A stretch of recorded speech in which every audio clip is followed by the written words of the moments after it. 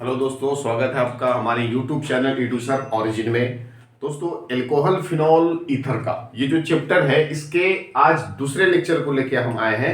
उसमें हम alcohol phenol ether में एल्कोहल्स की बात अपन इसके पहले वाले वीडियो में हो चुका है। उसमें अपन एल्कोहल का preparation of alcohol, reaction of alcohol, है ना, फॉर्मेशन ऑफ एल्कोहल, सारा कुछ रिएक्शंस और जो भी क्वेश्चंस इंपॉर्टेंट टॉपिक है नेट 2023 के लिए, सारे का डिस्कशन अपन पहले से कर चुके हैं।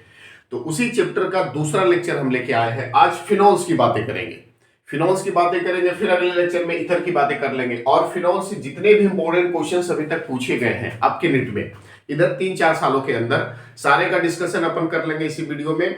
और सबसे जरूरी बात है कि आप अगर 2023 के नीट एस्पिरेंट हो तो 18 से लेके 18, 19, 20, 21, 22 ये 5 साल के आप टॉपिक को उठा लो और उसी टॉपिक से जिससे ज्यादा क्वेश्चंस पूछे गए हैं, उस टॉपिक को, जिस टॉपिक पे ज्यादा फोकस किया गया है, उस टॉपिक पे आप विशेष ध्यान दो।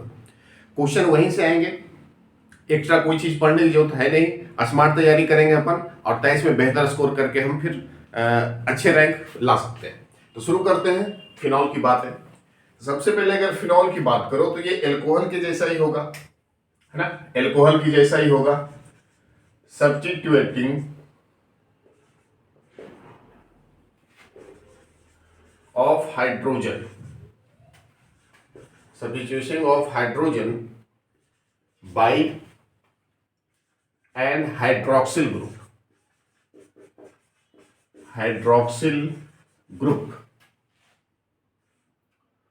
from an aryl hydrocarbon. मतलब अगर कोई एरिल हाइड्रोकार्बन है, एरिल हाइड्रोकार्बन का मतलब कह सकते हो बेंजीन रिंग।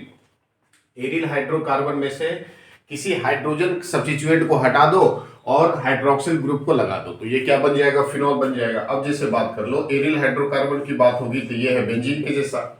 एरिल हाइड्रोकार्बन से H को निकालो, क्या लगा दो? OH, ये बन जाएगा। फिर या तो फिर ऐसा कुछ कर दो, ये एरिल हाइड्रोकार्बन, यहां से OH लगा दो, साथ में यहाँ पे भी OH लगा दो। या तो फिर ये हाइड्रोकार्बन, एरिल हाइड्रोकार्बन है, यहाँ पे OH लगा दो, साथ में यहाँ से H निकाल के OH लगा दो, H निकाल के OH लगा दो। क्लियर है? तब इसी का नाम है फिनॉल। अब देखो, इस बेंजीन के साथ अगर OH जुड़ जाए तब इसको क्या बोलोगे? फिनॉल। तो ये जो फिनॉल है ये है आपका मोनोहाइड्रिक। कैसा है? मोनोहाइड्रिक। 2 OH समूह लगे हैं तो इसको बोलोगे डाइहाइड्रिक। ये है डाइहाइड्रिक। 3 OH समूह लग जाए तब इसको आप क्या बोलोगे? ट्राइहाइड्रिक। क्या है ये? ट्राइहाइड्रिक। मोनोहाइड्रिक, डाइहाइड्रिक और ट्राइहाइड्रिक। तो substitution of hydrogen by an hydroxyl group, है ना, is form phenol from an aryl hydrocarbon is form phenol. अब ये तो फिनॉल की बात होगी। सबसे इंपॉर्टेंट बात, अपन प्रिपरेशन कैसे करेंगे फिनॉल का? सबसे इंपॉर्टेंट बात क्या है? Preparation of phenol. Preparation of phenol, phenol का अपन प्रिपरेशन कैसे करेंगे, है ना? तो सबसे पहले फिनॉल का प्रिपरेशन किससे करेंगे? सबसे पहले अगर बात आएगी तो फिनॉल का प्रिपरेशन करेंगे हेलोएरिन से, फ्रॉम हेलोएरिन्स।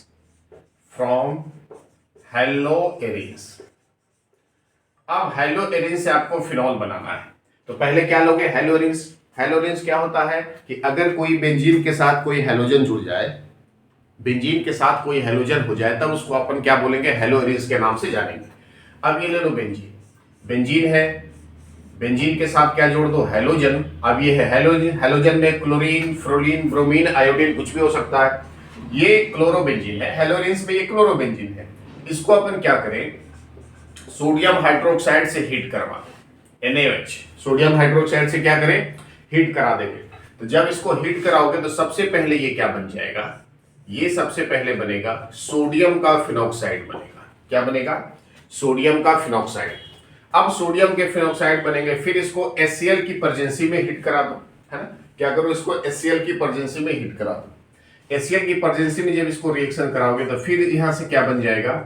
ये बेंजीन के साथ आ जाएगा OH और यहां से क्या फॉर्म हो जाएंगे? फिनॉल का। हेलोएरिन्स को सोडियम हाइड्रोक्साइड से कराओगे, हेलोएरिन्स is heated in presence of basic medium. Basic medium की प्रेजेंसी में करोगे तो सोडियम का फिनॉक्साइड आयन बनेगा, है ना, ये है फिनॉक्साइड आयन।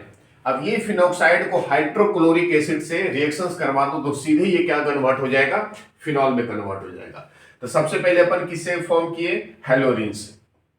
अब दूसरा जो फॉर्मेशन अपन करेंगे, दूसरा फ्रॉम बीडीसी, बीडीसी, बीडीसी से फॉर्म आपको करना है, क्या बनाना है, बीडीसी से फिनॉल बनाना है।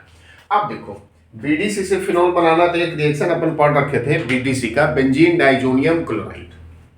अब बीडीसी में अपन क्या करे थे कि बीडीसी में किसी आप या तो बेंजीन से स्टार्ट कर दो बनाना, या तो फिर नाइट्रोबेंजीन से स्टार्ट कर दो बनाना, या तो फिर एनिलीन से कर दो बनाना। तो सबसे पहले हम इसमें एनिलीन को लेंगे। बीडीसी में क्या करेंगे हम, अपन को ये क्या ले लिए, एनिलीन। एनिलीन का मतलब होता है बेंजीन के साथ NH2। एनिलीन को जब सोडियम नाइट्रेट और HCl की प्रेजेंसी में इसको जब हीट करोगे, ये सीधे क्या कन्वर्ट हो जाएगा, ये सीधे बन जाएगा आपका BDC, N2+Cl-। क्या बन जाएगा ये, BDC। इसका नाम है BDC। क्लियर है, ये तो BDC बन गया, यहां से रिएक्शन ये अलग है, BDC बना। अब BDC को अपन वाटर के साथ हाइड्रोलिसिस करवाएंगे, तो हाइड्रोलिसिस में क्या होगा, H+OH- में ब्रेक होगा। हाइड्रोलिसिस जब कराएंगे तो क्या टूटेगा, H+ और OH- में ब्रेक होगा। अब यहां से H+Cl- को लेके बाहर जाएगा, H+Cl- को लेके बाहर, जैसी Cl- बाहर गया, ये नाइट्रोजन गैस फ्री होकर यहां से क्या होगा, उड़ जाएगा। अब ये N2 गैस फ्री होगा तो इस कार्बन के इलेक्ट्रॉन लेके जाएगा, क्योंकि नाइट्रोजन की इलेक्ट्रोनेगेटिविटी ज्यादा होती है, और ये OH- इस कार्बन पे आके ऐड हो जाएगा, तो ये सीधे क्या कन्वर्ट हो जाएगा, ये आपका सीधे बन जाएगा फिनॉल। यहां से क्या बन जाएगा, फिनॉल प्लस क्या बाहर निकला, HCl प्लस, और क्या बाहर निकला, N2 गैस। तो यहां से अपन फिनॉल का फॉर्मेशन कर लिए। फिनॉल का फॉर्मेशन अपन किए बीडीसी से। तो बीडीसी से पहले आप प्राइमरी एमीन ले लो, है ना। प्राइमरी एमीन का मतलब कि एरिन वाला एमीन होता है एनिलीन। एनिलीन को सोडियम नाइट्रेट और HCl से करा दो तो ये BDC बन गया। अब BDC से अपन बनाना है फिनॉल, तो BDC को वो हाइड्रोलाइसिस करवाओगे तो सीधे फिनॉल में कन्वर्ट हो जाएगा, है ना। यहां पे आप पॉइंट्स भी लिख सकते हो उसका एरो डाल के, यहां से पॉइंट्स लिख सकते हो। Primary amine aniline is react with sodium nitrate NaNO2 और HCl, सोडियम नाइट्रेट है ना, NaNO2 HCl, then formed BDC, then form क्या हो जाएगा, BDC, and again hydrolysis of BDC, and again hydrolysis of BDC, then formed phenol। जब BDC को आप hydrolysis कराओगे तो किस में कन्वर्ट हो जाएगा, ये सीधे फिनॉल में कन्वर्ट हो जाएगा।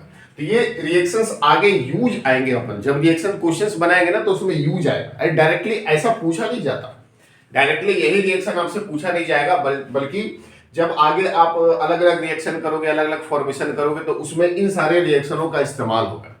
समझ में आती है बात। तो आप इसको जल्दी से स्क्रीनशॉट ले लो, फिर हम अगले टॉपिक प्रिपरेशन पे आएंगे। Is the very important. Next preparation करेंगे क्यूमीन से, is the very important. Cumene से प्रिपरेशन करना is the very important phenol का। इससे सवाल भी आपके डिट में पूछे गए हैं, और किस प्रकार से सवाल इसमें आता है ये आप बारीकी से ध्यान देना। समझ में आती है बात। चलो स्टार्ट करते हैं। क्यूमीन से कैसे करेंगे, तो क्यूमीन क्या होता है, क्यूमीन होता है ऐसा, ये कुछ ले लो बेंजीन, है ना, बेंजीन के साथ लगा दो CH, CH के साथ यहाँ पे CH3 और यहाँ पे CH3, इसी का नाम है क्यूमीन। क्या नाम है इसका, क्यूमीन। क्लियर है। अब इस क्यूमीन से अपन बनाना है फिनॉल, तो पहले क्यूमीन को क्या करो, ऑक्सीजन से अभिक्रिया कराओगे, ऑक्सीडाइज कराओगे। सबसे पहले क्या करोगे, क्यूमीन को ऑक्सीडाइज करवाओगे। अब यहां पे ये सबसे जरूरी बात, जब आप इसको क्यूमीन को ऑक्सीडाइज कराओगे तो ये ऑक्सीजन इस क्यूमीन में आके ऐड होगा। कहां पे आके जुटेगा, ये ध्यान देने वाली बात है, सबसे इंपॉर्टेंट बात है। तो यहां से कार्बन जुड़ा है ना, बेंजीन से। अब कार्बन के साथ है CH3, इस कार्बन के साथ क्या है CH3, यहां पे CH3 लगा दो, एक और CH3 है, यहां पे एक और CH3 है, क्लियर है, एक और CH3 लगा। अब इस कार्बन के साथ है H, ठीक है, इस कार्बन के साथ है H, ये जो दो ऑक्सीजन है, ये जो दो ऑक्सीजन आपको दिख रहा है, ये कहां पे जाके जुटेगा, ये कार्बन और हाइड्रोजन के बीच में आके ऐड हो जाएगा। कहां पे आके ऐड होगा, ये कार्बन और हाइड्रोजन के बीच में आके ऐड हो जाएगा, क्लियर है। जब क्यूमीन को O2 से अभिक्रिया कराओगे, O2 के साथ हिट कराओगे, रिएक्शन कराओगे, ये जो दोनों ऑक्सीजन है इस कार्बन और हाइड्रोजन के बीच में आके शिफ्ट होगा, क्यूमीन के कार्बन और हाइड्रोजन के बीच में आके शिफ्ट होगा, ये दोनों वहां पे आके जुड़ जाएगा। अब इसको क्या कराना है, अब इसको एसिडिक मीडियम में जल के साथ रिएक्शन करा देना है। अब इसको क्या करना है, एसिडिक मीडियम के जल के साथ रिएक्शन। अब जैसे इसको रिएक्शन कराओगे, ये जैसे इसको रिएक्शन करवाओगे तो ये जो है यहां पे आके सीधे क्या बन जाएगा, फिनॉल, और साथ में क्या बाहर निकलेंगे, फिनॉल बनेगा। मतलब ये दो OH आके इस कार्बन से जुड़ेंगे और साथ में क्या बचेगा, CH3 COCH3, यही बचेगा ना, CH3 बचेगा, C डबल बॉन्ड O और यहां से CH3, यानी एसीटोन बना, एसीटोन बना और फिनॉल बना, क्लियर है। अब ये सवाल आपके नीट एग्जामिनेशंस में पूछे गए, ये सवाल कब पूछे हैं, नीट में, नीट 20 आपके नीट एग्जामिनेशंस में पूछे गए सवाल, इज द वेरी इंपॉर्टेंट, है ना। ये क्वेश्चन ये पूछा गया है कि जब क्यूमीन को O2 से रिएक्शन कराया गया तो A बना, कोई प्रोडक्ट बना A, फिर A को जब H+H2O से कराया गया तो ये B और C बना, तो B और C तो बना हुआ था पहले से, तो इसमें ये क्वेश्चन पूछा गया कि आपकी जो मीडियम प्रोसेस बनेंगे A, what is the product of A। जब क्यूमीन यानी क्यूमीन को O2 से रिएक्ट कराओगे, ऑक्सीडाइज कराओगे, तो A प्रोडक्ट क्या बनेगा, जो मध्यवर्ती बनेंगे ना, मीडियम प्रोसेस जो A बनेंगे, वो what is the product of A, what is the medium product of A, तो A नंबर प्रोडक्ट क्या बनेगा, ये आप इसको ध्यान रखना, क्लियर है। तो ये आपके नीट में पूछे गए सवाल। बीच में से अगर कोई रिएक्टेंट से प्रोडक्ट बनता है तो बीच में प्रोसेस क्या क्या होता है, ये भी सवाल आपके नीट काफी ज्यादा बन उठाते हैं। अगर कोई A से B बन गया, मान लो कोई रिएक्टेंट A है, प्रोडक्ट B बन गया, तो A से B बनने में बीच में जो प्रोसेस हुआ वहीं से आपके क्वेश्चंस नेट वाले उठा के पूछते हैं। तो आपको ये ध्यान देना अनिवार्य है कि रिएक्टेंट क्यूमीन को O2 से करवाए तो फिनॉल तो बना, लेकिन बीच में क्या प्रक्रिया हुई, बीच में क्या प्रोसेस हुआ, ये आपको ध्यान देना, यहीं से सवाल आते हैं, आप उसको सही करके आओगे, क्लियर है। तो ये था आपका प्रिपरेशन ऑफ फिनॉल, बोलो बात समझ में आती है। इसके बाद अपन करेंगे रिएक्शन ऑफ फिनॉल, जल्दी से इसको स्क्रीनशॉट ले, फिर करेंगे reaction of phenol. Reaction of phenol में सबसे पहले अगर बात कर ले, इलेक्ट्रोफिलिक एरोमेटिक सब्स्टिट्यूशन।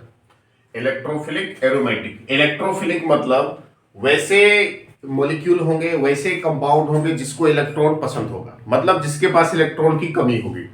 ये फिनॉल का सबसे इंपॉर्टेंट रिएक्शन है। यहां से इस टॉपिक से नीट वाले काफी क्वेश्चंस उठाते हैं, तो आप इसको बारीकी से समझना अच्छे से। तो नाइट्रेशन की अगर बात कर लो तो फिनॉल को यहां से एग्जांपल ले लीजिए, फिनॉल को क्या करें, ये ले लो फिनॉल, फिनॉल को नाइट्रेशन, नाइट्रेशन का मतलब है कि नाइट्रिक एसिड के साथ रिएक्शन कराना। नाइट्रिक एसिड के साथ रिएक्शन कराओगे तो सबसे पहले इसको किससे कराओगे, dilute nitric acid HNO3, dilute HNO3 के साथ इसको हिट कराओगे तो ये क्या बन जाएगा आपके, ये बन जाएगा फिनॉल तो बनेगा ही, साथ में दो प्रोडक्ट फॉर्मेशन होंगे, एक बनेगा ऑर्थो पर और दूसरी बार किस पे बनेगा, पारा पर बनेगा, है ना। एक नाइट्रो जुड़ेंगे ऑर्थो पर और दूसरी बार पारा पे जुड़ेगा, और ये जो होगा इसको बोलोगे मेजर प्रोडक्ट। क्या बोलोगे इसको, मेजर प्रोडक्ट। अब ध्यान देना इसमें सबसे जरूरी बात कि ऑर्थो और पारा पर आके क्यों जुड़ेगा, ऑर्थो पोजीशन और पारा पोजीशन पर ही आके क्यों जुड़े, तो आपको ध्यान होगा कि जब हम रिजोनेटिंग स्ट्रक्चर बनाए थे ना, रिजोनेटिंग स्ट्रक्चर, तो जब रिजोनेटिंग स्ट्रक्चर उसमें हम बनाए थे अपन, तो उस रिजोनेटिंग स्ट्रक्चर में पूरे कार्बन पे डबल बॉन्ड की शिफ्टिंग हो रही थी, है ना, बारी बारी से प्रत्येक कार्बन पे डबल बॉन्ड की शिफ्टिंग हो रही थी, और इस पोजीशन पे ऑर्थो और पारा पोजीशन पे नेगेटिव चार्ज प्रोड्यूस हो रहा था। ऑर्थो और पारा पोजीशन पे क्या उत्पन्न हो रहा था, क्या प्रोड्यूस हो रहा था, नेगेटिव चार्ज।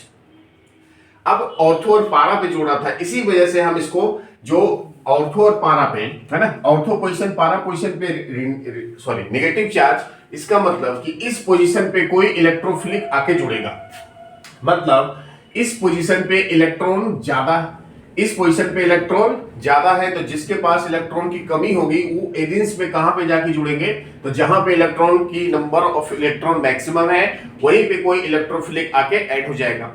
अब यहीं से वही बात होती है। अब सबसे जरूरी बात है ना, इसमें हम यहां पे लिख लेंगे कि when phenol is react with dilute nitric acid, then formed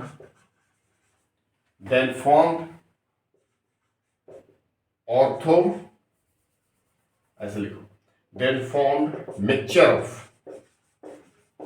mixture of ortho and para nitrophenol, clear है। Then form mixture of ortho and para nitrophenol. जब फिनॉल को डाइल्यूट HNO3 से, डाइल्यूट नाइट्रिक एसिड से जब reaction कराओगे तो क्या बनेगा, इसमें प्रोडक्ट बनेंगे आपके ऑर्थो और पारा का नाइट्रोफिनॉल बनेगा।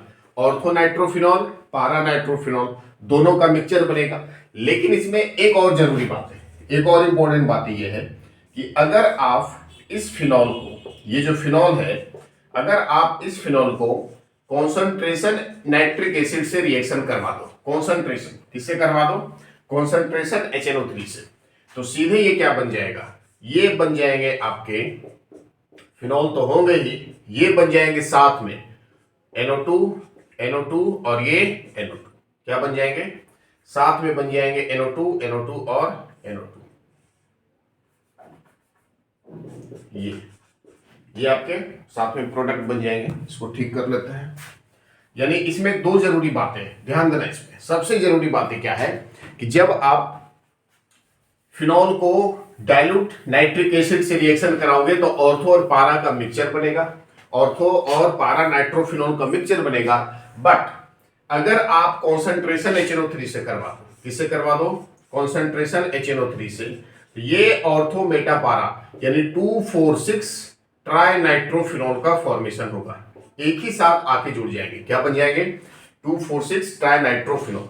इसका नाम है 2,4,6 ट्राई नाइट्रोफिनॉल। क्लियर है। अब इसमें सबसे जरूरी बात है, हम इसका पॉइंट्स लिखते हैं, इसका पॉइंट्स लिखते हैं। When phenol is react with concentration HNO3, concentration nitric acid, then formed 2,4,6 tri-nitrophenol, and it is also known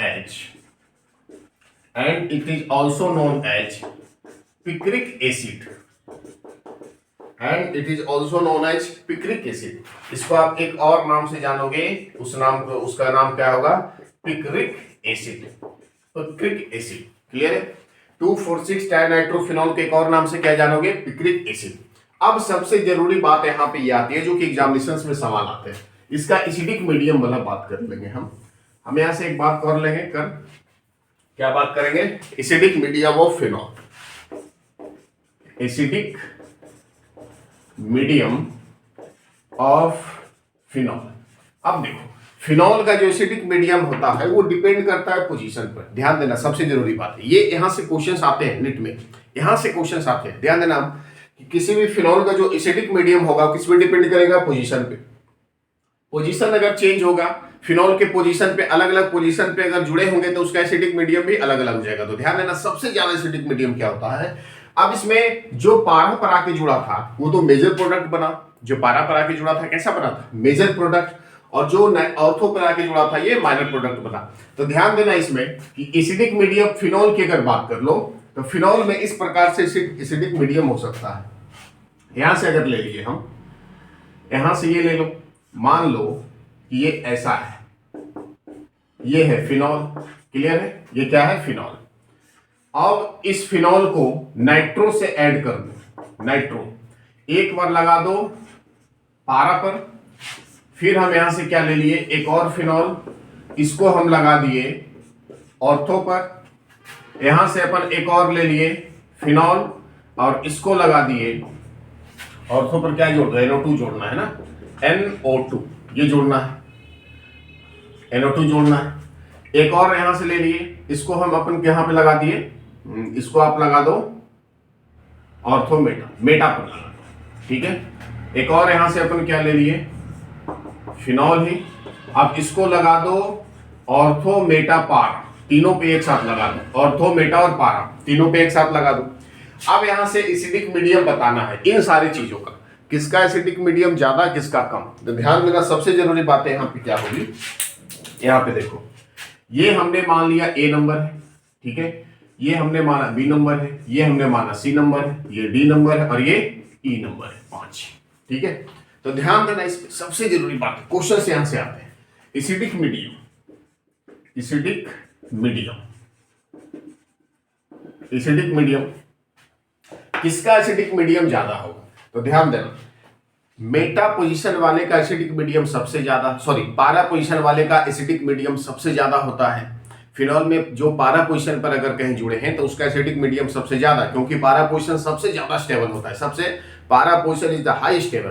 तो पारा पोजीशन पर अगर कोई नाइट्रो जुड़ा है तो उसका एसिडिक मीडियम मैक्सिमम, उसके बाद मेटा, उसके बाद कौन सा, मेटा, फिर मेटा पोजीशन के बाद ऑर्थो पोजीशन, फिर ऑर्थो पोजीशन, उसके बाद अगर आपको ऑर्थो और मेटा, ऑर्थो और पारा दोनों पे एक साथ अगर जुड़ा हुआ मिले तो उसका एसिडिक मीडियम सबसे ज्यादा। अब यहां पे ध्यान दो, ऑर्थो और पारा दोनों पे एक साथ जुड़ा है तो इसका एसिडिक मीडियम सबसे ज्यादा ई वाले का। ठीक है?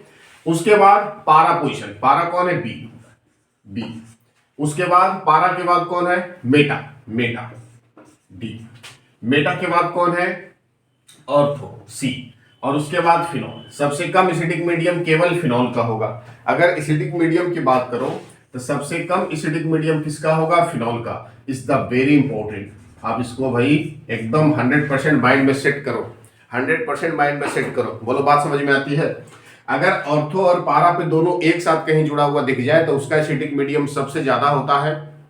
उसके बाद पारा वाले का एसिडिक मीडियम सबसे ज्यादा होता है, फिर उसके बाद मेटा वाले का एसिडिक मीडियम सबसे ज्यादा होता है, फिर ऑर्थो वाले का, और सबसे कम एसिडिक मीडियम केवल फिनॉल का होगा। क्लियर है?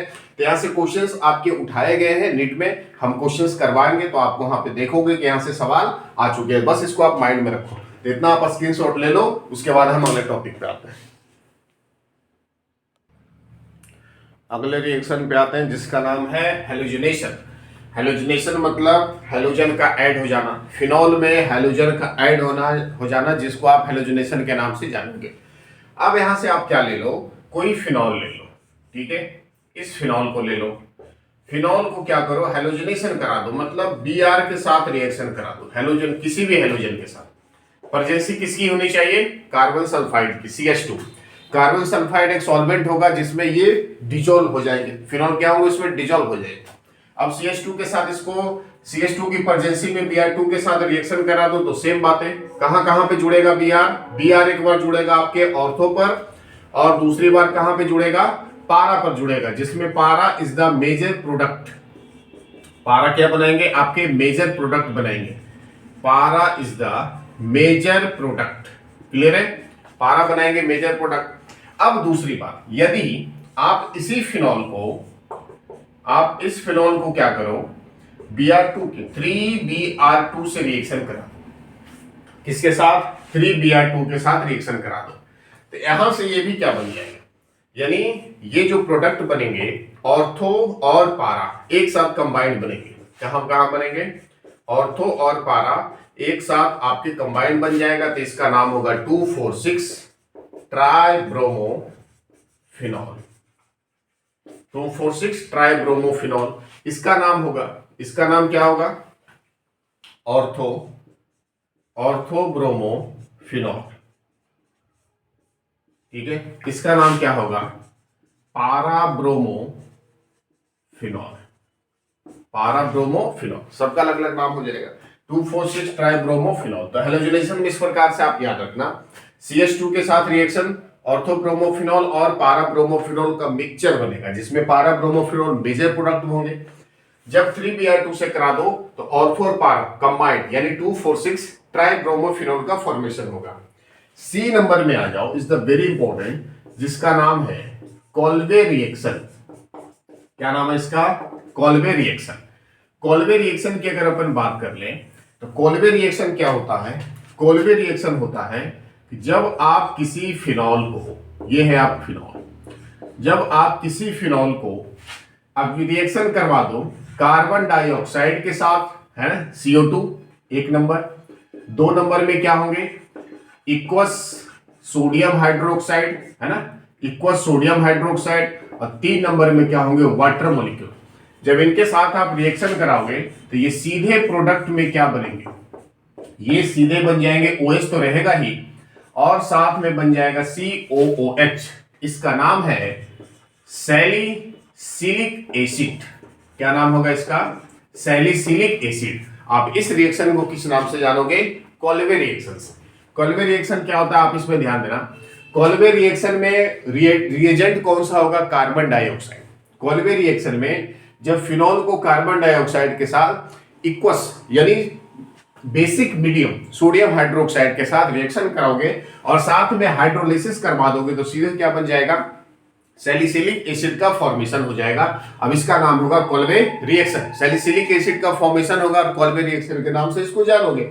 अब इसमें दूसरी बात, अब इसको स्टेप बाय स्टेप अगर बनाना चाहो तो ऐसे बना सकते हो। स्टेप बाय स्टेप में ये ले लो फिनॉल। फिनॉल को पहले आप क्या करो? सोडियम हाइड्रोक्साइड के साथ रिएक्शन करा दो, इक्वा सोडियम हाइड्रोक्साइड। तो पहले ये क्या बन जाएगा? ये पहले बन जाएगा सोडियम फिनॉक्साइड। क्या बनेगा? Sodium phenoxide. अब इस सोडियम फिनॉक्साइड को CO2 के साथ कर दो, है ना, CO2 के साथ, तो ये सीधे क्या बन जाएगा? सोडियम फिनॉक्साइड तो रहेगा ही CO2 के साथ करने पर, है ना, सोडियम फिनॉक्साइड तो रहेगा ही माइनस प्लस, और यहां से बन जाएंगे COOH। अब इसको वापस एसिडिक मीडियम में रिएक्शन करवा दो, वापस एसिडिक मीडियम में, तो ये सीधे क्या कन्वर्ट हो जाएगा? COOH और साथ में OH। ठीक है, तो सेम बात है, यहां से स्टेप बाय स्टेप करोगे तो ऐसा कुछ बन के आएगा। इस रिएक्शन का नाम होगा कॉल्वे रिएक्शन। तो कॉल्वे रिएक्शन में आप ध्यान देना, सबसे जरूरी बात याद रखना कि फिनॉल को CO2 के साथ एसिडिक बेसिक मीडियम होना चाहिए, सोडियम हाइड्रोक्साइड, साथ में हाइड्रोलिसिस जल अपघटन, तो डायरेक्ट ये क्या बन जाएगा? डायरेक्ट सैलिसिलिक एसिड का फॉर्मेशन होगा। अगर इसको स्टेप बाय स्टेप बनाना चाहो तो फिनॉल सोडियम हाइड्रोक्साइड, तो पहले फिनॉक्साइड का फॉर्मेशन होगा, पहले फिनॉक्साइड बनेगा। अब इस फिनॉक्साइड को CO2 से करा दो, तो CO2 से कराने पर ऑर्थो पर आके जुड़ेंगे COH और ऑर्थो पर आके जुड़ेंगे COH ONA। फिर इसको एसिडिक मीडियम में वापस अभी रिएक्शन करवाओगे तो सीधे ये कन्वर्ट हो जाएगा फिनॉल में। तो ये कॉल्वे रिएक्शन, हेलोजनेशन कॉल्वे रिएक्शन। इसके बाद एक सबसे ज्यादा इंपॉर्टेंट रिएक्शन आता है जिसका नाम है Reimer Tiemann reaction. Is the very important, उससे नीट कई बार पूछे गए। आप इसको स्क्रीनशॉट ले लो, वीडियो को पॉज करके, फिर हम उस रिएक्शन पे आएंगे। चलो भाई, आ जाओ अगला reaction, रायमर-टीमन।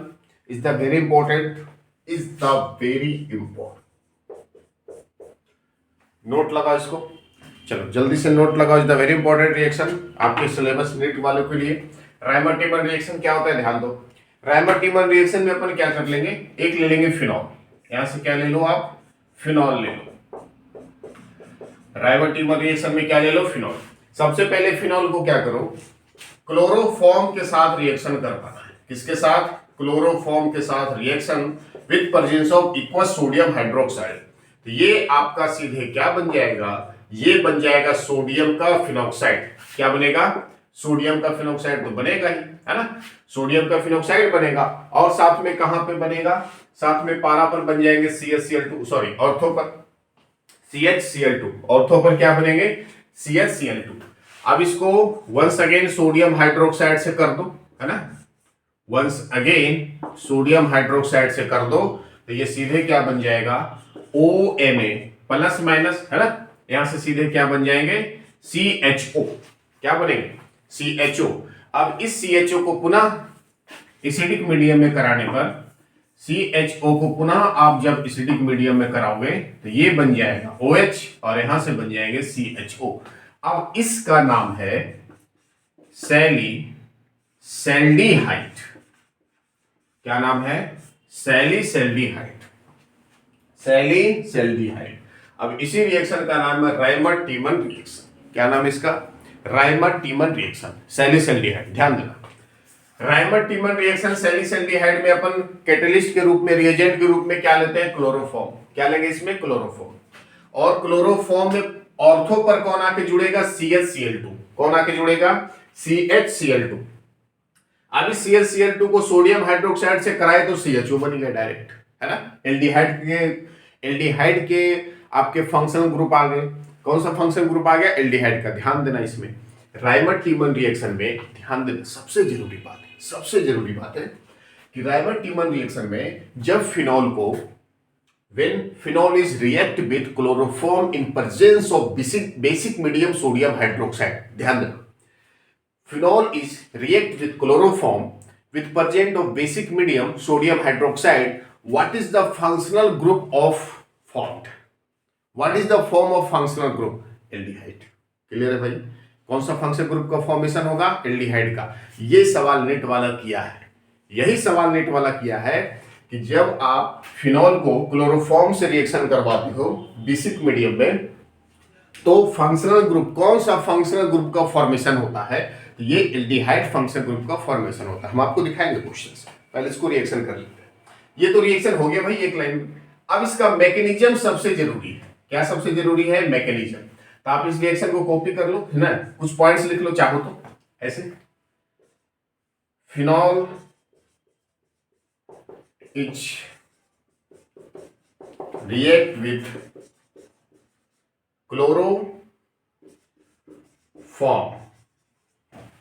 Phenol is react with chloroform in basic medium in aqueous NaOH. Then hydrolysis. So and hydrolysis then formed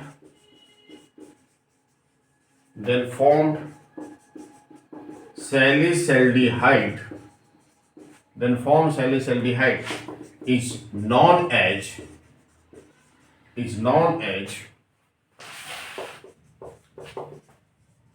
राइमर-टीमन reaction. चाहो तो आप इस रिएक्शन को एक लाइन में भी लिख सकते हो। एक लाइन में कैसे? कहने का मतलब है कि आप यहां से ले लो क्या? फिनॉल। यहां से क्या ले लिया आपने? फिनॉल। अब फिनॉल में आपने क्या क्या लिया? सबसे पहले आपने पहला रिएक्शन क्या ले लिया? CHCl3। पहला रिएजेंट आपने क्या लिया? क्लोरोफॉर्म। दूसरा रिएजेंट क्या लिया आपने? सोडियम हाइड्रोक्साइड, है ना, इक्वस में। तीसरा रिएजेंट आपने क्या लिया? Water molecule. इक्वस है तो वाटर मॉलिक्यूल। अब इसको रिएक्शन एक साथ मिलकर रिएक्शन करवा के क्या बना दिया आपने? फिनॉल तो बनेगा ही, और साथ में बन जाएगा CHO। चाहो तो एक लाइन में आप रिएक्शन लिख सकते हो। आप इसको जल्दी से कॉपी कर लो, स्क्रीनशॉट करो। हम इसके आते हैं मैकेनिज्म पे। Mechanism is the very important. हम इसके मैकेनिज्म पे आते हैं। इसके मैकेनिज्म पे बात कर, आप इसका स्क्रीनशॉट लो, फिर मैकेनिज्म की बात करेंगे। चलो राइमर-टीमन रिएक्शन के मैकेनिज्म की बात कर ले। अब यहां से पहले ध्यान दो, ये रहा आपका फिनॉल, ठीक है।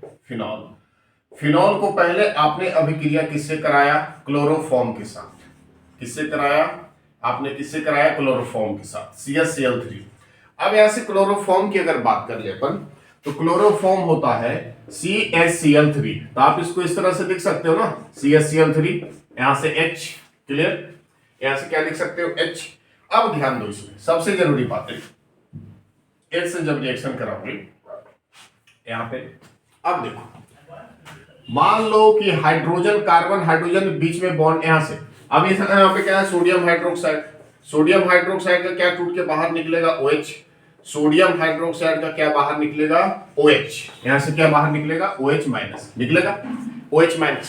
अब यहां पे देखो, हाइड्रोजन अपने इलेक्ट्रॉन को कार्बन को देके जाएगा तो हाइड्रोजन पे प्लस, है ना। जैसे हाइड्रोजन अपने इलेक्ट्रॉन कार्बन को दिया, मान लो कि यहां से हाइड्रोजन टूट के बाहर निकला, तो हाइड्रोजन अपने इलेक्ट्रॉन कार्बन को देके जाएगा, तो इस हाइड्रोजन पे इलेक्ट्रॉन की कमी होगी, जो OH माइनस लिविंग ग्रुप है, ये इसको अपनी ओर अट्रैक्ट करके वाटर मॉलिक्यूल बन के बाहर बाहर निकल जाएगा। ऐसे क्या बाहर निकलेगा, पानी, वाटर मॉलिक्यूल बाहर निकल जाएगा। अब ये वाटर मॉलिक्यूल बाहर निकला, लेकिन आपके पास क्या बचे, Cl और ये Cl। इलेक्ट्रॉन यहां पे आ जाने से ये कार्बन के पास खुद का इलेक्ट्रॉन तो है ही, साथ में इस हाइड्रोजन का भी एक इलेक्ट्रॉन है, तो यहाँ पे 2 इलेक्ट्रॉन प्रेजेंट हो गए। अब यहाँ पे ध्यान से देखो, अब इलेक्ट्रॉन यहाँ पे प्रेजेंट हुआ, है ना, इलेक्ट्रॉन यहाँ पे प्रेजेंट हुआ। अब कार्बन पे आया माइनस के चार्ज, इलेक्ट्रॉन आने से कार्बन पे कौन सा चार्ज आ गया, माइनस के। अब कार्बन तो माइनस का चार्ज रख सकता नहीं है, तो यहां से एक क्लोरीन इस कार्बन से बाहर निकलेगा। यहां से ये क्लोरीन जैसे ही बाहर निकलेगा तो क्लोरीन अपने इलेक्ट्रॉन को लेके निकलेगा, है ना, क्लोरीन अपने इलेक्ट्रॉन लेके जाएगा, तो ये बनेंगे CCl और यहाँ पे बचेंगे Cl, और ये माइनस का चार्ज ऑटोमेटिक खत्म, क्योंकि कार्बन से इलेक्ट्रॉन लेके गया है तो माइनस की चार्ज खत्म हो गई, क्योंकि इलेक्ट्रॉन की कमी होगी। इलेक्ट्रॉन क्या, यहाँ पे मैक्सिमम इलेक्ट्रॉन थी, तो यहाँ पे इलेक्ट्रॉन की कमी होगी जब क्लोरीन बाहर निकला, तो ये CCl और इसके पास 2 इलेक्ट्रॉन तो जैसे थे वैसे होंगे। अब यहाँ पे ध्यान दो, इसका नाम है डाइक्लोरोकार्बिन। क्या इसका नाम है, इसका नाम क्या है, डाइक्लोरोकार्बिन। इसका नाम है डाइक्लोरोकार्बिन, और ये जो है इसको हम बोलेंगे इलेक्ट्रोफिलिक। इलेक्ट्रोफिलिक मतलब इसके पास इलेक्ट्रॉन की कमी है। ये क्या बन गया आपके पास, ये बन गया डाइक्लोरोकार्बिन, और इसके पास इलेक्ट्रॉन की कमी है। तो यहां पे क्या आ जाएगा, ध्यान दो, यहां पे आपके पास क्या आ जाएंगे, H प्लस यहां से निकले थे ना, यहां से H प्लस निकले थे वाटर बन के, तो जब इलेक्ट्रॉन दे के निकला था ये O माइनस बचेगा ना, यहां से O माइनस बचेगा, तो यहां पे क्या आ जाएगा, डाइक्लोरोकार्बिन। अब देखो यहां पे बन जाएंगे डाइक्लोरोकार्बिन। अब डाइक्लोरोकार्बिन क्या करेगा, यहां पे ध्यान देना। अब ये देखो, ये माइनस के चार्ज यहां पे मान लो हम शिफ्ट करा दिए, ऐसे कर लो, ठीक है, ये यहां पे आप अगर इस माइनस के चार्ज को हम यहां पे शिफ्ट किए, माइनस के चार्ज शिफ्ट किए, तो जैसे ही माइनस के चार्ज पे शिफ्ट करेंगे तो यहां पे डबल बॉन्ड बनेगा ना, यहां पे एक डबल बॉन्ड बन जाएगा। अब ये डबल बॉन्ड बनने के बाद ऐसे डबल बॉन्ड जैसे ही बनेगा, तो जैसे ही डबल बॉन्ड बनेगा तो इस कार्बन की वैलेंसी हो जाएगी 5, तो 5 वैलेंसी रख सकता नहीं है, तो ये बॉन्ड इसको शिफ्ट कर देगा। किसको शिफ्ट करेगा, इस पोजीशन को शिफ्ट करेगा। तो जैसे इस पोजीशन को शिफ्ट करेगा तो यहां पे क्या बन जाएंगे आपके पास, ये बन जाएंगे, देखो ये यहां पे आ जाएगा माइनस, और ये डबल बॉन्ड ओ रहेगा ही, और ये बॉन्ड जैसे का तैसे रहेगा, इसमें कोई छेड़छाड़ नहीं। अब यहां पे ध्यान दो, ये जो माइनस का चार्ज आया CCl2 कहां पे आके जुड़ेगा, क्लोरोफॉर्म किसमें कन्वर्ट होगा, CCl2 में, और CCl2 के पास इलेक्ट्रॉन की कमी है। CCl2 के पास इलेक्ट्रॉन की कमी है, लेकिन इसमें इलेक्ट्रॉन की अधिकता कहां पे है, मैक्सिमम इलेक्ट्रॉन इस पोजीशन पे है, तो CCl2 कहां पे आके जुड़ेगा, इस पोजीशन पर आके जुड़ जाएगा CCl2, यानी यहां पे आप लाके क्या जोड़ दो, सॉरी यहां पे आप लाके क्या जोड़ दो, CCl2 और साथ में डबल बॉन्ड O, और ये बॉन्ड जैसे है वैसे रहेगा। क्लियर है, ये बॉन्ड जैसे का तैसा, ये बॉन्ड जैसे का तैसा। क्लियर। अब यहां से देखो, इस CCl2 में यहां पे पोजीशन पे, जिस पोजीशन पर आके जुड़ा है वहां पे हाइड्रोजन भी तो है, जिस पोजीशन पर आके जुड़ा है CCl2 उस कार्बन पे हाइड्रोजन भी तो है ना, हाइड्रोजन भी है। अब यहां से बात आती है कि हाइड्रोजन है इस पोजीशन पर, क्या है, हाइड्रोजन। अब ये क्या करेगा, हाइड्रोजन अपने इलेक्ट्रॉन को, अब देखो इसकी एरोमेटिसिटी गड़बड़ हो गई, ये जो एरोमेटिक हाइड्रोकार्बन था इसकी एरोमेटिसिटी क्या हो गई, गड़बड़ हो गई। इस एरोमेटिसिटी को चेंज करने के लिए हाइड्रोजन यहां पे ट्रांसफर होगा, हाइड्रोजन अपने बॉन्ड को यहां पे शिफ्ट करेगा। अब जैसे हाइड्रोजन बॉन्ड को शिफ्ट करेगा तो इस कार्बन पे है माइनस का चार्ज, क्योंकि ये माइनस इसको शिफ्ट करेगा। देखो ये माइनस इसको इलेक्ट्रॉन दिया है ना, CCl2 के पास इलेक्ट्रॉन की कमी थी, ये माइनस ये पोजीशन इसको इलेक्ट्रॉन दिया है, तो यहाँ पे माइनस का चार्ज तो आएगा। और ये जैसे ही माइनस का चार्ज आएगा तो ये H प्लस बन के जाएगा, तो ये H प्लस कहां पे अटैक करेगा, Cl माइनस के साथ अटैक करेगा, Cl माइनस के साथ अटैक करके क्या जुड़ जाएगा, ये देखो यहां से क्या बन जाएगा। और सबसे जरूरी बात, ये जैसे ही यहाँ पे बॉन्ड आया तो यहाँ पे एक डबल बॉन्ड और बनेंगे, तो वो जो डबल बॉन्ड था वो शिफ्ट हो जाएगा O माइनस के साथ, ये बन जाएगा आपका सिंगल बॉन्ड O माइनस, और साथ में डबल बॉन्ड यहाँ पे बन जाएगा, एरोमेटिसिटी क्लियर हो गई इसकी। और यहाँ पे क्या हो गया, C के साथ Cl और Cl, और इसके साथ क्या लगा है, H लगा है, क्लियर।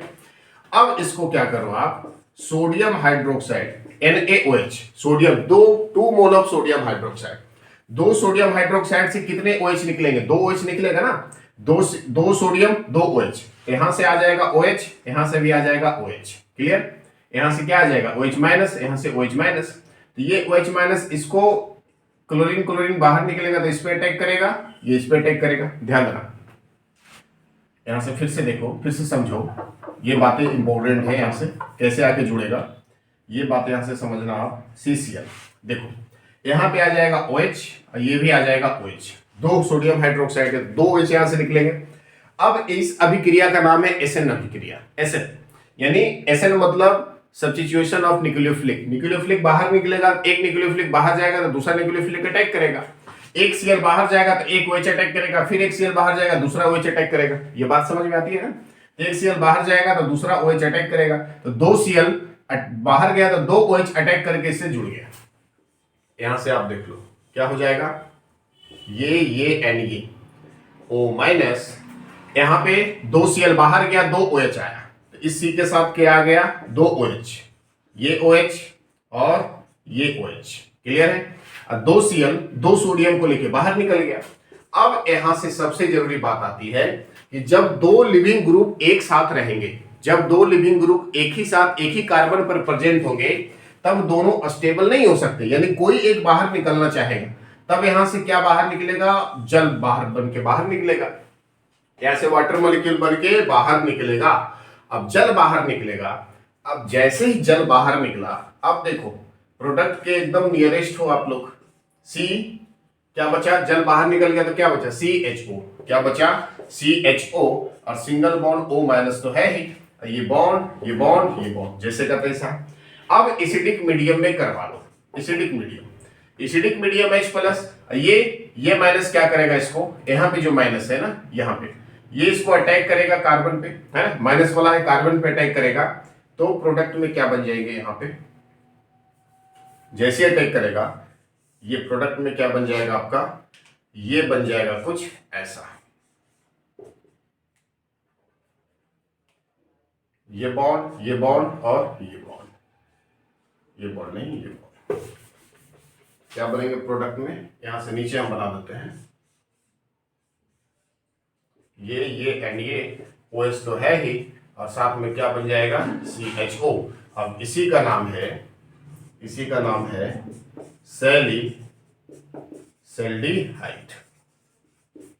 सैलिसल्डिहाइड। अब इसमें जो सबसे जरूरी बातें हैं, क्वेश्चन जो पूछा जाता है ना नीट में जो सवाल इस पे आए हैं कि जब आप फिनॉल को क्लोरोफॉर्म के साथ रिएक्शन कराओगे तो कौन सा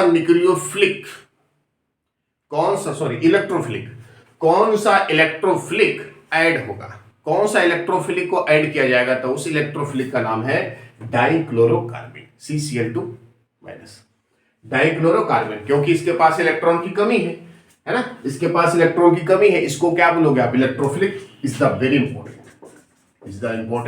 और ये सवाल आपसे कब पूछे गए हैं, ये सवाल आपसे पूछे गए हैं नेट में, ये सवाल आपसे क्या पूछे गए नेट में, यानी बीच में से क्वेश्चंस उठा के पूछता है, कोई भी रिएक्शन आ जाए, नेमिंग रिएक्शन वाले, naming reaction is the very important. सबसे ज्यादा सवाल अगर पूछा गया है तो नेमिंग रिएक्शन से, नेमिंग रिएक्शन का लिविंग ग्रुप पूछ देगा, लिविंग रिएक्शन का आपसे रिएजेंट का नाम पूछेगा, नेमिंग रिएक्शन से आपके फंक्शनल ग्रुप के नाम पूछेंगे। तो सबसे ज्यादा क्वेश्चंस नेमिंग रिएक्शन से पूछे गए। किस प्रकार से सवाल आता है, ये रायमर्ट-टीमन रिएक्शन। अब ये एक स्टेप में रिएक्शन कर लेने से कुछ तो होगा नहीं, मैकेनिज्म जानना अनिवार्य है। जब मैकेनिज्म की यहां बात कर लो तो ये मैकेनिज्म में क्या आया था, डाइक्लोरोकार्बन।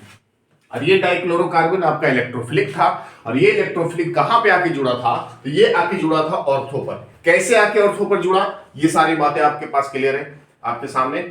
ऑर्थो पे ही क्यों जुड़ा, मेटा पारा पे क्यों नहीं जुड़ेगा, तो ऑर्थो पे इसलिए जुड़ा क्योंकि रिजोनेटिंग स्ट्रक्चर की वजह से, रिजोनेटिंग स्ट्रक्चर की वजह से ऑर्थो पोजीशन पर वो इलेक्ट्रोफिलिक सब्स्टिट्यूएंट आके ऐड हो गए थे, और इस तरह से फॉर्मेशन हो गया सैलिसैल्डिहाइड का। क्लियर है, तो ये सारे का स्क्रीनशॉट आप अच्छे से कर लो, फिर हम आगे टॉपिक पे, आगे रिएक्शंस पे आते हैं।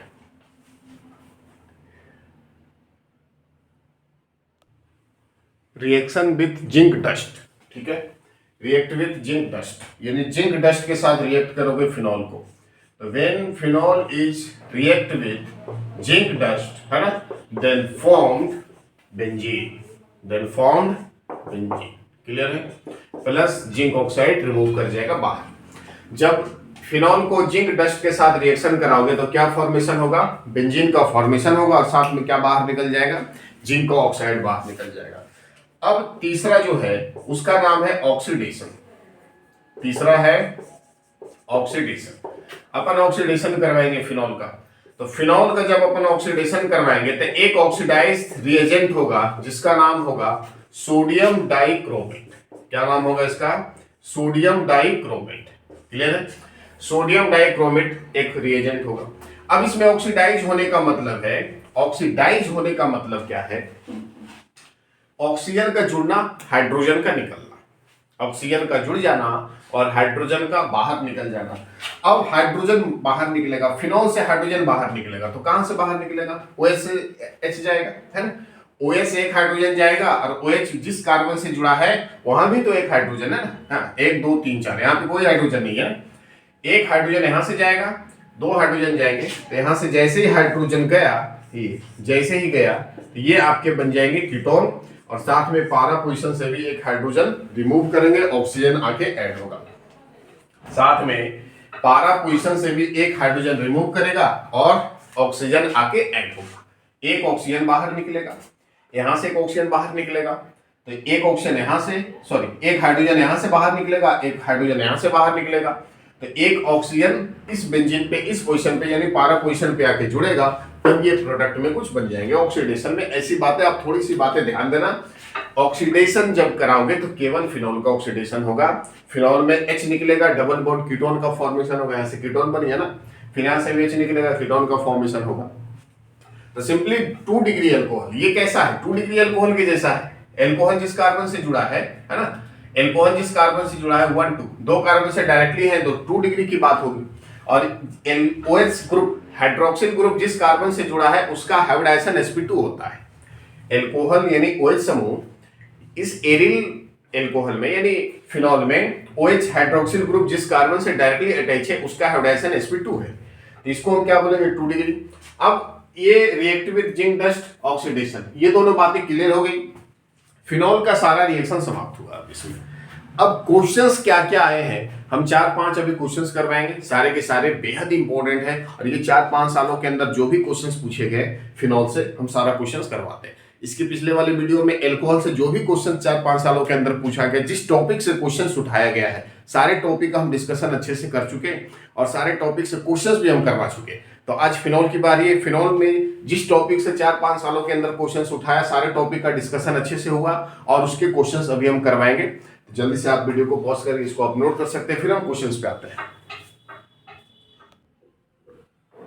नीट स्पेशल क्वेश्चंस जो कि फिनॉल टॉपिक से उठाए हैं अभी तक, है ना, 3-4-5 सालों के अंदर में। तो ये सवाल, पहला सवाल जो कि नीट 2019 में पूछा गया सवाल है, टॉपिक से आपसे डायरेक्ट एनसीईआरटी से रिलेटेड आपके सवाल है, एनसीईआरटी से डायरेक्ट रिएक्शन ही पूछता है। अब ये सवाल आपके पास है, ये है क्यूमीन, बेंजीन के साथ CH3CH3, इसका क्या नाम है, क्यूमीन। क्यूमीन को जब O2 से रिएक्शन कराओ, O2 से जब रिएक्शन कराओ तो ए प्रोडक्ट क्या बनेगा, यही आपको बताना है। और H+H2O से कराने पर फिनॉल और एसीटोन तो बनता है, आपको बताना है कि ए क्या बनेगा, what is the product A. Clear है, तो आपको ये बनाना है, बताना है what is the A product, A product क्या बनेगा ये आपको बताना है। तो आप इसमें ध्यान दो, रिएक्शन हमने करवाया था कि जब क्यूमीन को O2 से रिएक्शन करवाते हो ना, क्यूमीन को, ये है क्यूमीन, ये है C के साथ है CH3, एक CH3 यहाँ पे, दूसरा CH3 यहाँ पे। अब C और H इस कार्बन के साथ क्या है, H है। H कहां पे, C और H। O2 जो ऑक्सीजन है ये कार्बन और हाइड्रोजन के बीच में आके शिफ्ट होगा, ऑक्सीजन ऑक्सीजन हाइड्रोजन, यही बना आपका A नंबर प्रोडक्ट। क्लियर है, जो कि अभी हम टॉपिक में भी बता चुके। प्रिपरेशन ऑफ फिनॉल में हमने बताया कि फॉर्म क्यूमिन से फिनॉल का प्रिपरेशन कैसे करोगे, तो इस प्रकार से आप कर लोगे। क्लियर है, A नंबर नीट 2019 का सवाल है। अब ये 18 का सवाल क्या है, आप देखो ध्यान से कि फिनॉल को जब क्लोरोफॉर्म से रिएक्शन करवाते हैं in basic medium sodium hydroxide then form salicylaldehyde, तो द इलेक्ट्रोफिलिक इन्वॉल्व इन, यानी इस रिएक्शन में ये जो यहां से यहां तक बना है, इस रिएक्शन में कौन सा इलेक्ट्रोफिलिक का इन्वॉल्वेशन हुआ है, कौन सा इलेक्ट्रोफिलिक इन्वॉल्व हुआ है। तो आप यहाँ पे एक मैकेनिज्म में हम यहाँ पे एक बातें देखे थे।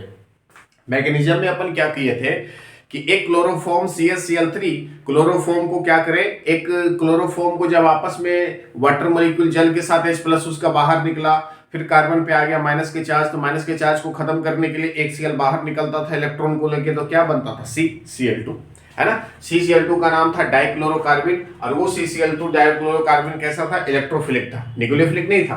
तो क्या बना था, CCl2 डाइक्लोरोकार्बिन। अब यहाँ पे ऑप्शन में देखो, डाइक्लोरोमिथाइल केटायन नहीं, फॉर्मल। अब CH-Cl2 यहाँ पे जैसे CH-Cl2, ध्यान देना यहाँ पे आप गलती क्या करोगे, रिएक्शन में CH-Cl2 देखने को मिलेगा, लेकिन ये इलेक्ट्रोफिलिक नहीं है। हमें आपको यहाँ पे बताना है कौन सा इलेक्ट्रोफिलिक इन्वॉल्व होगा, तो डाइक्लोरोकार्बिन डी नंबर ऑप्शन सत्य है, CCl2 यही बना था ना, डाइक्लोरोकार्बिन CCl2। क्लियर है ये क्वेश्चन। अगला सवाल पे तीसरा नंबर पे आते हैं, 2 नंबर हो गया, 2018 का सवाल था। तीसरा number, reaction of phenol with chloroform in presence of dilute sodium hydroxide. Phenol को जब आप रिएक्शन कराओगे with presence of dilute sodium hydroxide की प्रेजेंसी में, तो finally introduce which one of the following functional group. तो उसमें जब फिनॉल को रिएक्शन कराओगे क्लोरोफॉर्म के साथ in presence of dilute sodium hydroxide, तो आपको इंट्रोड्यूस करवाना है कि इन नीचे दिए गए यानी चारों में से कौन सा ऐसा फंक्शनल ग्रुप उस पे प्रोड्यूस होगा, उस प्रोडक्ट पे। Finally introduce which one of the following functional group, यानी फॉलोइंग फंक्शनल ग्रुप में कौन सा फंक्शनल ग्रुप होगा। तो यहां पे देखो, reaction of phenol with chloroform CH-Cl3 in presence of dilute sodium hydroxide then form salicylic, and in salicylic the functional group is present is form aldehyde. In salicylic, so which of the functional group is formed, the functional group name of the functional group is aldehyde, CHO। क्या उत्पन्न हुआ यहाँ पे, CHO उत्पन्न हुआ ना, क्या formation हुआ, CHO का फॉर्मेशन हुआ। ये कौन सा फंक्शन ग्रुप प्रोड्यूस होगा, CHO। ये भी आपके नीट का सवाल है। अगले क्वेश्चंस पे आते हैं। क्वेश्चन नंबर 4 जो कि 22 में पूछा गया है, ये है बेंजीन के साथ CN, बेंजीन साइनाइड को जब लिथियम एल्यूमिना हाइड्राइड से रिएक्शन कराया गया और साथ में NaCl के साथ और वाटर मॉलिक्यूल के साथ, तो कौन सा प्रोडक्ट का फॉर्मेशन होगा। तो इस रिएक्शन को हम यहाँ पे कर लेते हैं। आप चाहो तो इसको स्क्रीनशॉट ले लो, है ना, थोड़ा साइड हो गए, इसका स्क्रीनशॉट ले लो, आप कॉपी करना, फिर हम इसको मिटा देंगे। अब वो 4 और 5 नंबर रिएक्शन हम करेंगे। क्लियर है, चलो इसको मिटा देते हैं, इसको अपन मिटा देते हैं।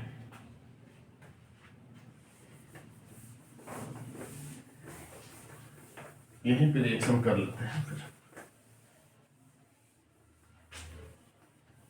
5 नंबर क्वेश्चन हम कर लेंगे बाद में। पहले इसको ये देखो, मिथाइल साइनाइड है ना, बेंजीन साइनाइड। क्या है ये, आपके पास है बेंजीन साइनाइड। बेंजीन साइनाइड को लिथियम एल्यूमिना हाइड्राइड से रिएक्शन कराओगे। सबसे पहले बेंजीन साइनाइड को आपने क्या करा, लिथियम एल्यूमिना हाइड्राइड से रिएक्शन करा। पहला लिथियम एल्यूमिना हाइड्राइड से रिएक्शन कराने का मतलब है कि हाइड्रोजन के साथ ये अपकारक पदार्थ है, सॉरी रिड्यूसिंग एजेंट है। लिथियम एल्यूमिना हाइड्राइड क्या है, रिड्यूसिंग एजेंट है। ये साइनाइड को रिड्यूस करेगा और रिड्यूस करके क्या बनाएगा, ये CH2, 2 हाइड्रोजन आएंगे, 2 हाइड्रोजन इसके साथ, 2 हाइड्रोजन इसके साथ, 4 हाइड्रोजन है ना, 2 इसके साथ, 2 इसके साथ, ये बन जाएगा CH2 और ये NH2। क्या बनेगा, CH2NH2 ये बन गया ए नंबर मान लो। अब इस CH2NH2 को, ये जो CH2NH2 है, CH2NH2 को क्या करें, सोडियम नाइट्रेट, ये 2 नंबर, ये 1 नंबर, ये 3 नंबर, पहले 1 नंबर से कर दिए, 1 नंबर से, फिर सोडियम नाइट्रेट NaNO2 और HCl से रिएक्शन करवा दो, NaNO2 और HCl से रिएक्शन करा दो तो ये बन जाएगा सीधे, क्या बन जाएगा, डाइजोनियम क्लोराइड बनेगा। ये क्या बन जाएगा, डाइजोनियम क्लोराइड। यानी यहां से CH2 होंगे और NH2 किसमें कन्वर्ट हो जाएंगे, N2 प्लस और Cl माइनस। क्या बन जाएगा, N2 प्लस और Cl माइनस, ध्यान दो, N2 प्लस Cl माइनस। अब यहां से ये बी नंबर बन गया दूसरा नंबर का। अब ये जो बना है N2 plus Cl minus, CH2 N2 plus Cl minus.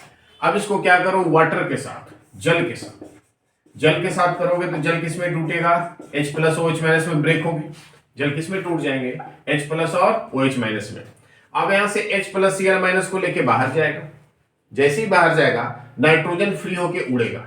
अब नाइट्रोजन फ्री होंगे तो इस कार्बन के इलेक्ट्रॉन को लेके जाएंगे, नाइट्रोजन जब फ्री होंगे तो इस कार्बन के इलेक्ट्रॉन को लेके जाएंगे, कार्बन का इलेक्ट्रॉन जाएगा तो कार्बन पे आएगा प्लस, और इस प्लस वाले से कौन आके जुड़ेगा, ये OH वाला। ये सीधे क्या बन जाएगा, ये देखो, ये बन जाएंगे आपके,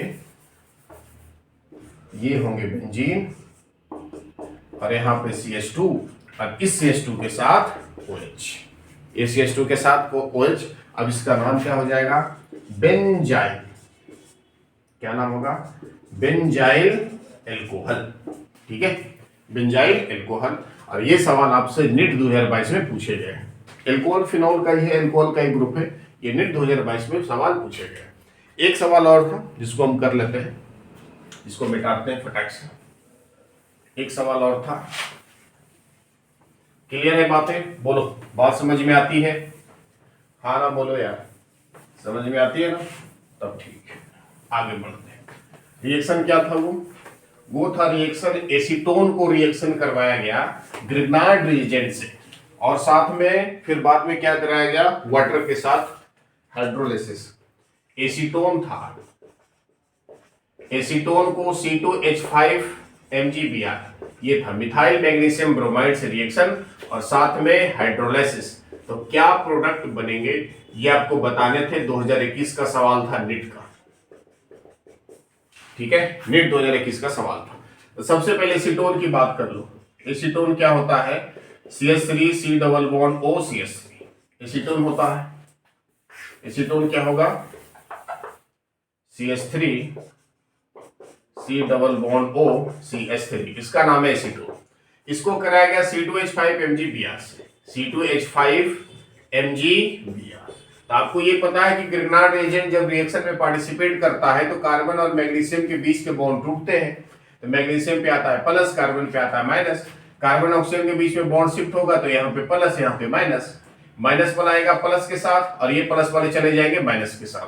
क्लियर है, नीचे में यहां बना दो, CH3C के साथ O के साथ कौन, MgBr, और इस C के साथ कौन आ गया, C2H5, कौन आ गया, C2H5, और इसके साथ है CH3 प्लस। उसके बाद आप क्या करा दो, हाइड्रोलिसिस, मतलब जल अपघटन, H प्लस और OH माइनस। फिर से ये बॉन्ड ब्रेक होंगे तो यहाँ पे आएगा माइनस, यहाँ पे आएगा प्लस, प्लस वाले माइनस के साथ और ये माइनस वाले इस प्लस के साथ। क्लियर है, अब यहां से प्रोडक्ट में क्या बन जाएगा, नीचे हम बना देते हैं, CH3C के साथ कौन आ गया, OH, C के साथ कौन आ गया, ये OH, और इस C के साथ क्या है, CH3, और इसी C के साथ है C2H5। अब C2H5 को लिख सकते हो ना CH2CH3, बोलो लिख सकते हो। चलो अब इसके नाम बताना, इसके नेमिंग काउंटिंग करके नाम बता दो आप, इसका नाम क्या होगा, नाम पूछ रहा है ना, नाम पूछ रहा है। काउंटिंग कहां से करना, सबसे लॉन्गेस्ट कार्बन से, 1 2 3 4, 4 कार्बन है, 1 2 3 4, 4 कार्बन। अब 4 कार्बन में दूसरे पे मिथाइल, तो 2 मिथाइल, 1 2 3 4, 4 कार्बन को क्या बोलोगे, ब्यूटेन, ब्यूटेन। दूसरे पे एल्कोहल, 2 और 2 मिथाइल ब्यूटेन 2 और। ये क्वेश्चंस आपके हैं नीट 2021 के। एकदम सस्ता सा सवाल पूछता है नेट वाला। कितना सस्ता सवाल है, टोटल का टोटल। एक दो क्वेश्चन और हैं, वो भी बेहद इंपॉर्टेंट, जो कि 22 और 21 में पूछे गए। इसको आप कॉपी कर लो, फिर हम उस क्वेश्चन पे आते हैं।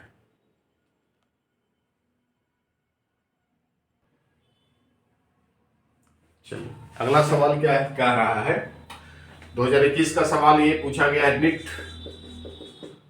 21 में, ये क्वेश्चन, ठीक है। ये आपके पास कोई एक कंपाउंड है ना, ये कीटोन, ये एस्टर दोनों मिला हुआ है। ये CH3OCH3, यहाँ पे क्या है OCH3, ठीक है। ये इसमें एस्टर भी है, कीटोन भी है, दोनों का मिक्स कंपाउंड है। ये पूछ रहा है कि अगर इस कंपाउंड को, ये जो कंपाउंड है, इस कंपाउंड को जब सोडियम बोरोहाइड्राइड और इथाइल एल्कोहल, सोडियम बोरोहाइड्राइड एक रिड्यूसिंग एजेंट है। कैसा है, रिड्यूसिंग एजेंट। ये इस कंपाउंड को क्या करेगा, रिड्यूस करेगा। तो रिड्यूस करके इन चारों में कौन सा प्रोडक्ट बनाएगा, ये आपको बताना है। तो ध्यान देना, इसमें कौन सा प्रोडक्ट बनाएगा। तो सोडियम बोरोहाइड्राइड एक रिड्यूसिंग एजेंट है जो इस कंपाउंड को रिड्यूस करेगा। तो रिड्यूस करने का मतलब है कि ऑक्सीजन का बाहर निकलना या हाइड्रोजन का एडिशन होना, यही होता है ना। या तो ऑक्सीजन एग्जिस्ट करेगा या हाइड्रोजन ऐड होगा, इसी को आप बोलोगे रिडक्शन। तो इसको रिड्यूस करोगे, कैसे रिड्यूस करोगे। तो सोडियम बोरोहाइड्राइड किसको रिड्यूस करेगा, तो सिर्फ कीटोन को करेगा। किसको करेगा, कीटोन को करेगा और एल्डिहाइड को करेगा। ये दो कंपाउंड को रिड्यूस करता है, एल्डिहाइड या कीटोन को। दूसरी बात, सोडियम बोरोहाइड्राइड कभी भी ईस्टर को रिड्यूस नहीं करता। ध्यान देना, सबसे इंपॉर्टेंट बात है, ध्यान इसमें पॉइंट्स में लिख देते हैं कि sodium borohydride NaBH4 is low reducing agent. कैसा रिड्यूसिंग एजेंट है, low reducing agent. So it can be reduced aldehyde and ketone. So it can be reduced aldehyde and ketone, but it cannot be reduced. It cannot be reduced ester. ध्यान देना, ये सबसे important बात है। इस important बातों को आप ध्यान दो और क्वेश्चंस को पढ़ो, टिक कर दो एक बार में। इन चीजों को, छोटी सी बातें आप याद रखना। ये NaBH4 जो सोडियम बोरोहाइड्राइड है, ये लो रिड्यूसिंग एजेंट है, यानी इसकी जो रिड्यूसिंग एजेंट है, ये इसकी जो रिड्यूसिंग स्ट्रेंथ होगी, कम होगी। ये क्या करेगा, ये सिर्फ किसको रिड्यूस करेगा, एल्डिहाइड एंड कीटोन को। ये केवल एल्डिहाइड और कीटोन को रिड्यूस करता, but can not be reduce Easter. Easter को कभी भी रिड्यूस नहीं करता। अब यहां से ये कीटोन है, एल्डिहाइड तो ग्रुप है नहीं, इसमें कीटोन लगा, इसको रिड्यूस करेगा, लेकिन इस ईस्टर को रिड्यूस नहीं करेगा। तो इस ईस्टर को रिड्यूस नहीं करेगा, तो ऑप्शन नंबर 1 देख लो। चलो, कीटोन इसको रिड्यूस करके OH बना दिया, ठीक है, लेकिन यहाँ पे COOCH3 होना चाहिए, तो यहाँ पे CHOH है। तो ये तो ऑप्शन गलत है, क्योंकि ईस्टर में NaBH4 ईस्टर को कुछ नहीं कर सकता, रिड्यूस नहीं कर सकता, तो ये ऑप्शन गलत है। बी नंबर में आ जाओ, ये कीटोन इसको भी रिड्यूस नहीं किया, तो ये भी ऑप्शन गलत है। सी नंबर में रिड्यूस होना चाहिए कीटोन, तो कीटोन रिड्यूस नहीं हुआ, ये भी रिड्यूस हो गया, ये नहीं हुआ, ये रिड्यूस हो गया, तो ये भी गलत है। डी नंबर में आ जाओ, कीटोन रिड्यूस करेगा, जब कीटोन का रिडक्शन होता है तो एल्कोहल में कन्वर्ट हो जाता है, ये तो मालूम है।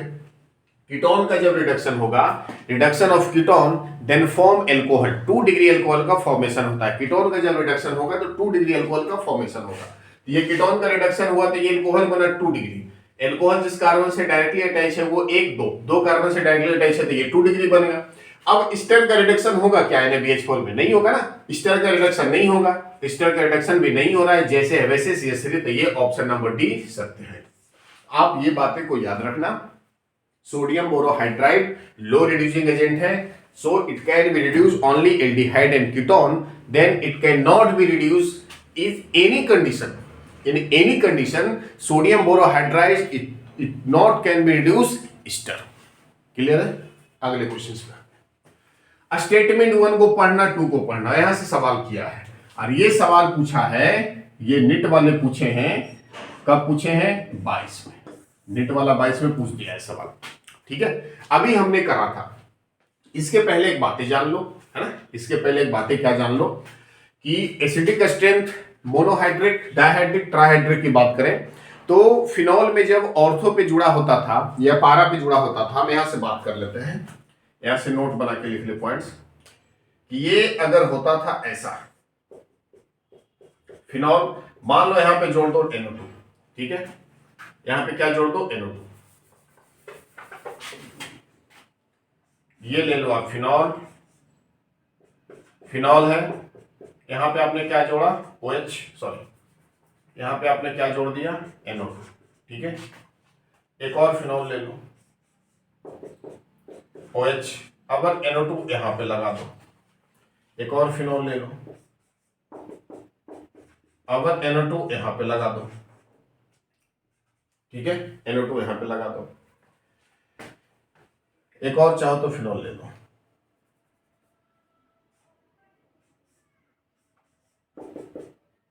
ये सिर्फ फिनॉल ले लेते हैं यहां से। अब देखो एसिडिक स्ट्रेंथ, तो यहां ध्यान देना कि जो पारा पे जुड़ा होता है नाइट्रो, पारा पोजीशन अगर है तो सबसे ज्यादा एसिडिक स्ट्रेंथ होगा, सबसे ज्यादा एसिडिक स्ट्रेंथ होगा किसका, पारा वाले का, फिर मेटा वाले का, फिर ऑर्थो वाले का, और सबसे कम एसिडिक स्ट्रेंथ केवल फिनॉल का होगा। क्लियर है, सबसे कम एसिडिक स्ट्रेंथ किसका होगा, केवल फिनॉल का। अब स्टेटमेंट पढ़ो, करेक्ट करो आंसर। देखो the acidic strength of monosubstituted nitrophenol, the acidic strength of monosubstituted nitrophenol, यानी नाइट्रो बेंजीन के साथ जो OH है फिनॉल, फिनॉल के साथ एक नाइट्रो है, कहीं भी एक नाइट्रो हो जाए, फिनॉल के साथ कहीं भी एक नाइट्रो हो जाए तो monosubstituted nitrophenol is higher than phenol. क्या सही है? The acidic strength of monosubstituted nitrophenol is higher than phenol. कह रहा है सवाल कि मोनोसब्स्टिट्यूटेड नाइट्रोफिनॉल का जो एसिडिक स्ट्रेंथ होगा फिनॉल से ज्यादा होगा क्या? कभी कभी नहीं होगा। फिनॉल का एसिडिक स्ट्रेंथ के सबसे कम होगा, फिनॉल का एसिडिक स्ट्रेंथ सबसे कम है, और फिनॉल से ज्यादा एसिडिक स्ट्रेंथ मोनोसब्स्टिट्यूटेड का है, लेकिन ऑर्थो वाले का है, फिर मेटा वाले का है, सबसे ज्यादा एसिडिक स्ट्रेंथ पारा वाले का है। तो ये स्टेटमेंट 1 तो करेक्ट है, सॉरी इनकरेक्ट है, गलत है। स्टेटमेंट 2 पे आते हैं। स्टेटमेंट 2 कह रहा है कि ऑर्थोनाइट्रोफिनॉल, ये ऑर्थोनाइट्रोफिनॉल कॉमा मेटानाइट्रोफिनॉल, मेटानाइट्रोफिनॉल, मेटानाइट्रोफिनॉल एंड पारानाइट्रोफिनॉल, यह है पारानाइट्रोफिनॉल, हैव सेम एसिडिक स्ट्रेंथ।